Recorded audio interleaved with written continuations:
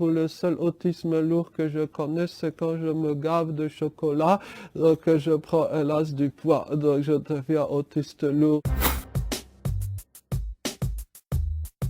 Je suis sans doute le seul ancien conseiller ministériel de France à ne jamais être allé chez le coiffeur, à vivre chez ses parents, à ne pas avoir de permis de conduire et on pourrait aligner une liste assez drôle de choses.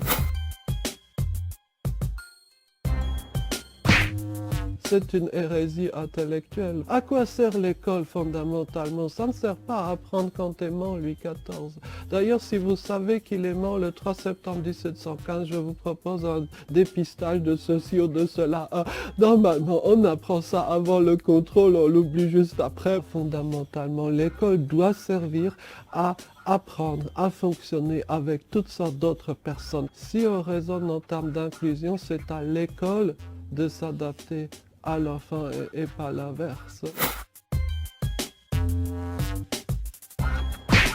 Pendant très longtemps, la représentation dominante de l'autisme, c'était une vision très misérabiliste. Le, entre guillemets, pardonnez, monstre qui bave dans un coin.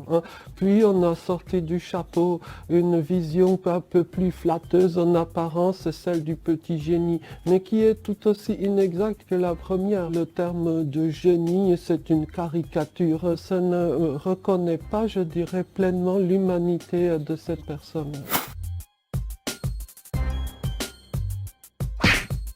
À l'époque des asiles, on croyait que par exemple les fous ne ressentaient pas le froid. On pouvait les laisser dehors en hiver à moitié nus. Les gens autistes n'auraient pas de vie intérieure, n'auraient pas de ressenti émotionnel.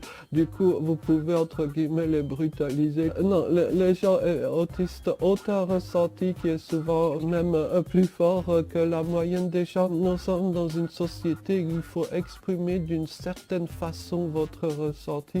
Si vous l'exprimez ne serait-ce que d'une façon légèrement différente, eh bien on vous méprisera.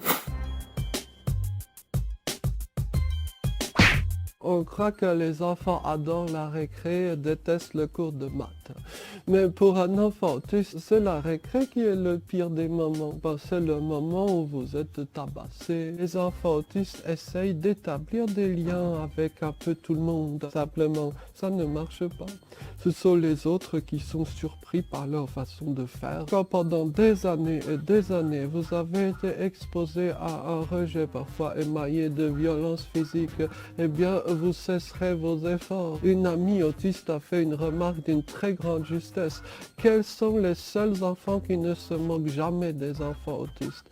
Eh bien, ce sont les enfants trisomiques.